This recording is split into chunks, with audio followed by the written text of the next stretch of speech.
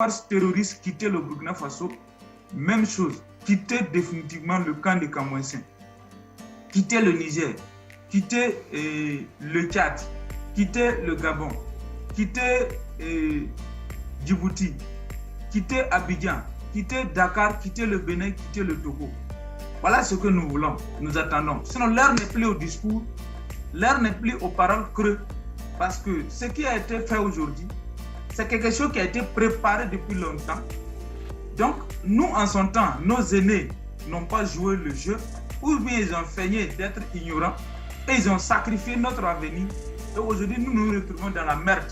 Et c'est à nous, la nouvelle génération, de mettre pression pour faire partie de ces mercenaires professionnels-là, une bonne fois pour toutes, définitivement du continent. On ne peut pas tolérer avec cela. Alors, pourquoi je dis cela? Parce que la déstabilisation de la Libye a été programmée depuis longtemps. Moi, j'ai un frère qui a étudié en Libye. Il était étudiant là-bas. Quand il est rentré en 2004, bon, non, il a fini en 2005 plutôt. Il est rentré en 2006. Quand il est venu, il m'a dit quelque chose qui... En son temps, nous, on ne comprenait pas grand-chose, quoi. Mais c'est plus tard, quand la crise a commencé, en 2011, que je me suis rappelé de ce que le frère m'avait dit et ce que Kadhafi lui avait dit. Il dit que Kadhafi les a reçus un jour avec les étudiants, en 2003, quand la crise a commencé en Irak, quand les Américains ont commencé à bombarder l'Irak. Que Kadhafi est venu à l'université, les a reçus et il a dit, cette crise que vous voyez en Irak, quand ça va finir, c'est la Libye qui vont attaquer. Bon, eux n'ont pas bien compris. Mais Kadhafi aussi n'est pas allé trop en détail pour les expliquer. Mais c'est maintenant avec le recul que nous comprenons exactement ce qui s'est passé. Ça veut dire que Kadhafi savait très bien qu'on allait l'attaquer. Et il n'a pas préparé le peuple à cela, il n'a pas préparé le peuple africain à cela. Ce qu'il a dit aux étudiants là, s'il avait médiatisé ça, ou bien s'il avait parlé de ça à son peuple et en médiatisant cela sur les scènes nationales, peut-être l'opinion allait être préparée à anticiper cela. Mais il n'est pas allé dans les détails. Mais c'est maintenant que je me rends compte que c'est une erreur. Parce qu'entre-temps, il a collaboré un peu avec ces gens-là. C'est ça qui a fait que peut-être il ne pouvait pas parler de ça publiquement. Parce que s'il disait, peut-être on allait même anticiper sa mort avant ça. Mais moi, je pense que c'était mieux de faire cela que de se taire qu'on vient de tuer. Parce que si nous regardons très bien la rébellion ivoirienne de 2002, tout est parti de la Libye. Parce que les rebelles sont allés, les IB sont allés premièrement d'abord par Blaise Compaoré, entre-ministre de Blaise, aller voir Kadhafi. Et c'est de là-bas qu'ils ont eu les armements pour aller attaquer la Côte d'Ivoire. Parce que simplement, ils ont menti à Kadhafi. Voilà quelque chose qu'il faut dissocier du panafricanisme. Ils sont allés mentir à Kadhafi pour dire oui, Alassane Ouattara est musulman et que les chrétiens ne veulent pas que les musulmans viennent pouvoir en Côte d'Ivoire.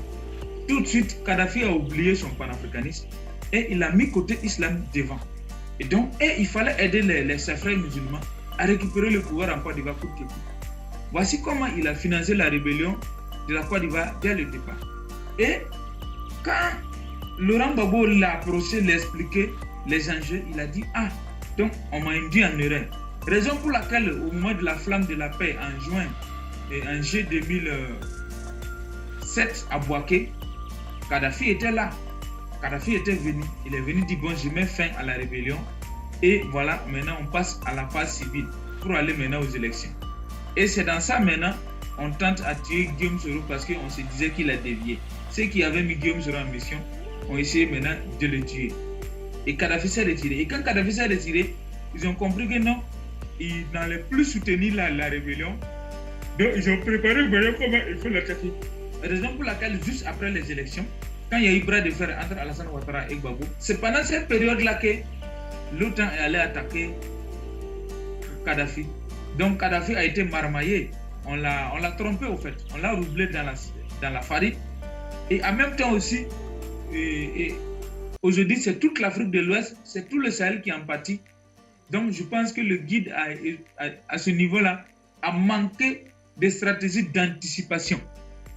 Donc aujourd'hui, nous, on ne veut plus écouter ces roubladises, on ne veut plus écouter ces menteurs, On ne veut plus écouter ces mensonges des pays vampires de l'OTAN, mais nous voulons simplement que les militaires quittent nos territoires. C'est tout ce que nous voulons.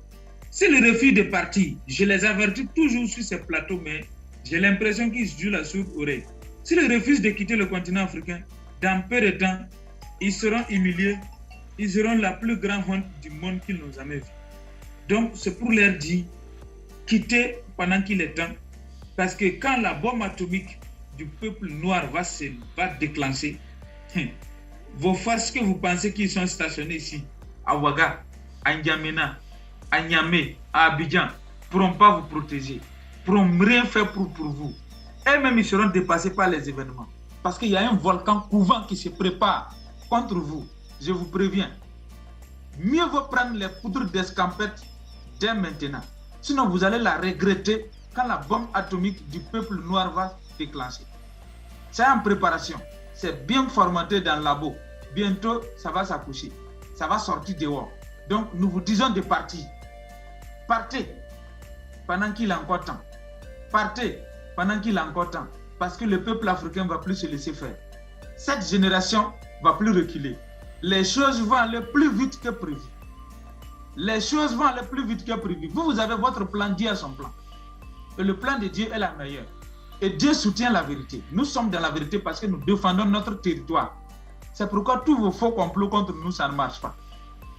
Tous les sorciers africains qui veulent se mettre de votre côté pour nous combattre, ils échouent. Parce que quand tu es du côté de la vérité, tu as toute la force naturelle de la nature et de Dieu divine en ta faveur. Vous ne pouvez rien. Donc nous vous demandons de quitter l'Afrique pendant qu'il est encore temps. Arrêtez vos discours de vampiristes là. Nous ne voulons plus cela. C'est mieux de quitter l'Afrique. Parce que le bombe atomique du peuple africain qui se prépare, quand ça va déclencher, vous-même vous serez dépassé par les événements. Donc nous vous demandons gentiment de prendre vos militaires mercenaires, quitter nos territoires tranquillement. Nous ne voulons plus beaucoup de paroles avec vous. Parce que tu vas chez quelqu'un pour l'aider, la personne dit ton aide là c'est bon, il faut rentrer, je n'en veux plus. Il faut partir. C'est pas forcé.